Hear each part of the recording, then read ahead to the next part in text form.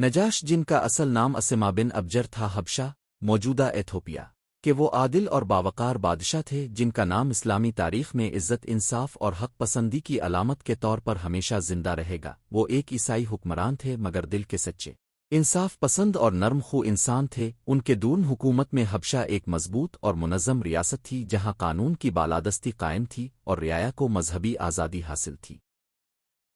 اسی انصاف اور رواداری کی شہرت سن کر رسول اللہ نے اپنے مظلوم صحابہ کو مکہ کے کفار کے ظلم و ستم سے بچانے کے لیے حبشہ کی طرف ہجرت کی اجازت دی اور فرمایا کہ وہاں ایک ایسا بادشاہ ہے جس کے ہاں کسی پر ظلم نہیں ہوتا۔ چنانچہ تاریخ اسلام کی پہلی ہجرت حبشہ کی طرف ہوئی جب کمزور اور ستائے ہوئے مسلمان اپنا وطن، اپنے گھر، اپنا کاروبار اور اپنے رشتہ دار چھوڑ کر ایک اجنبی سرزمین کی طرف روانہ ہوئے تو ان کے دلوں میں ایک ہی امید تھی کہ شاید وہاں انہیں امن مل جائے۔ قریش مکہ کو جب اس ہجرت کی خبر ہوئی تو وہ سخت پریشان ہوئے کیونکہ وہ نہیں چاہتے تھے کہ اسلام کو کسی بیرونی طاقت کی پناہ ملے۔ چنانچہ انہوں نے عمرو بن الاس اور عبداللہ بن ابی ربیہ کو قیمتی تحائف دے کر حبشہ بھیجا تاکہ نجاشی کو مسلمانوں کے خلاف بھڑکایا جائے اور انہیں واپس مکہ کے حوالے کر دیا جائے۔ دربار سجایا گیا، درباری بشپ اور پادری موجود تھے۔ قریش کے نمائندوں نے نہایت چالاکی سے مسلمانوں پر الزام لگایا کہ یہ لوگ اپنے آبائی دین سے پھر گئے ہیں اور آپ کے دین کو بھی قبول نہیں کرتے بلکہ ایک نیا دین لے آئے ہیں جو ہمارے اور آپ کے مذہب دونوں سے مختلف ہے۔ انہوں نے درخواست کی کہ ان باغیوں کو ہمارے حوالے کر دیا جائے۔ نجاشی نے اپنی عادت کے مطابق یک طرفہ فیصلہ کرنے کے بجائے مسلمانوں کو بھی دربار میں بلایا تاکہ ان کا موقف سنا جائے۔ اس موقع پر حضرت جعفر بن ابی طالب نے مسلمانوں کی نمائندگی کی اور ایسا ایمان افروز خطاب کیا جو تاریخ میں سنہری حروف سے لکھا گیا۔ انہوں نے کہا کہ اے بادشاہ، ہم جاہلیت میں مبتلا تھے، بتوں کی عبادت کرتے، مردار کھاتے، بدکاریاں کرتے اور کمزوروں پر ظلم ڈھاتے تھے۔ پھر اللہ نے ہم میں سے ایک رسول بھیجا جس کی صداقت، امانت اور پاکدامنی ہم سب جانتے تھی۔ اس نے ہمیں سچ بولنے، امانت ادا کرنے، صلہ رحمی کرنے اور صرف ایک اللہ کی عبادت کرنے کا حکم دیا۔ اس تقریر نے دربار کا ماحول بدل دیا۔ پھر نجاشی نے پوچھا کہ کیا تمہارے نبی پر کوئی کلام نازل ہوا ہے؟ حضرت جعفر نے سورہ مریم کی ابتدائی آیات تلاوت کی جن میں حضرت مریم اور حضرت عیسیٰ کا ذکر ہے۔ جب یہ آیات پڑھی گئیں تو نجاشی کی آنکھوں سے آنسو جاری ہو گئے اور اس نے کہا کہ یہ اور جو کچھ عیسیٰ لے کر آئے تھے ایک ہی نور کے چراغ ہیں۔ اس نے قریش کے نمائندوں کو سختی سے رد کر دیا اور مسلمانوں کو پناہ دینے کا اعلان کیا۔ اگلے دن عمرو بن الاس نے ایک اور چال چلی اور کہا کہ یہ لوگ حضرت عیسیٰ کے بارے میں نامناسب عقیدہ رکھتے ہیں۔ نجاشی نے دوبارہ مسلمانوں کو بلایا اور پوچھا کہ تم عیسیٰ کے بارے میں کیا کہتے ہو؟ حضرت جعفر نے جواب دیا کہ ہم وہی کہتے ہیں جو ہمارے نبی نے ہمیں سکھایا کہ وہ اللہ کے بندے اور اس کے رسول ہیں، اس کا کلمہ ہے جو اس نے مریم کی طرف ڈالا اور اس کی طرف سے روح ہے۔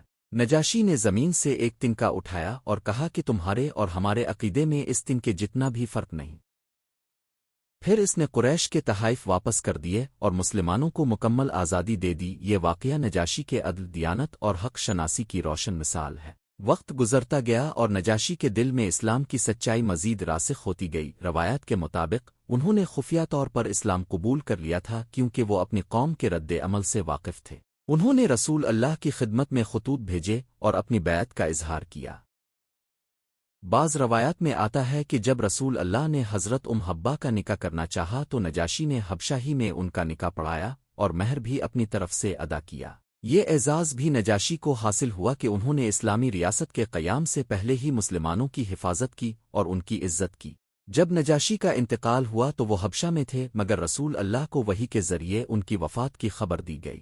اپنے صحابہ کو جمع کیا اور فرمایا کہ تمہارے ایک سالے بھائی کا انتقال ہو گیا ہے، آؤ اس کی نماز جنازہ ادا کریں۔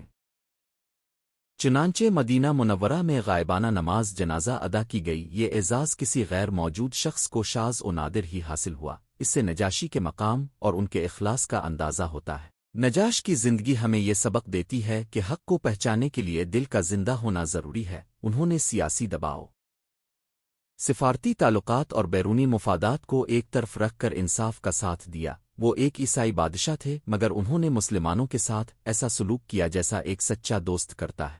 ان کا کردار بین المذاہب، رواداری، عدل اجتماعی اور انسانی ہمدردی کی اعلیٰ مثال ہے۔ انہوں نے ثابت کیا کہ اقتدار کا اصل حسن انصاف میں ہے۔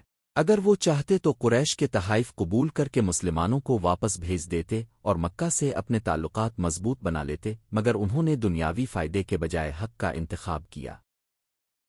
نجاشی کی عدالت میں مذہب کی بنیاد پر امتیاز نہیں تھا بلکہ سچائی کی بنیاد پر فیصلہ ہوتا تھا۔ یہی وجہ ہے کہ ان کا نام تاریخ میں ایک عادل حکمران کے طور پر محفوظ ہے۔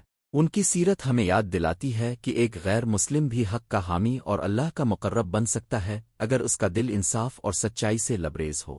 نجاش کی کہانی صرف ایک تاریخی واقعہ نہیں بلکہ ایمان، انصاف اور انسانیت کا پیغام ہے۔ انہوں نے دکھایا کہ جب ایک حکمران اللہ سے ڈرنے والا ہو تو اس کی سلطنت امن کا گہوارہ بن جاتی ہے، اور جب دل میں تعصب نہ ہو تو اجنبی بھی اپنے لگتے ہیں۔ آج کے دور میں جب دنیا مذہبی تعصب، سیاسی مفادات اور طاقت کی کشمکش میں الجھی ہوئی ہے، نجاش کا کردار ہمیں یاد دلاتا ہے کہ اصل عظمت دوسروں کو پناہ دینے میں ہے، کمزور کا ساتھ دینے میں ہے اور حق کو قبول کرنے میں ہے، چاہے وہ ہمارے اپنے مفادات کے خلاف ہی کیوں نہ ہو۔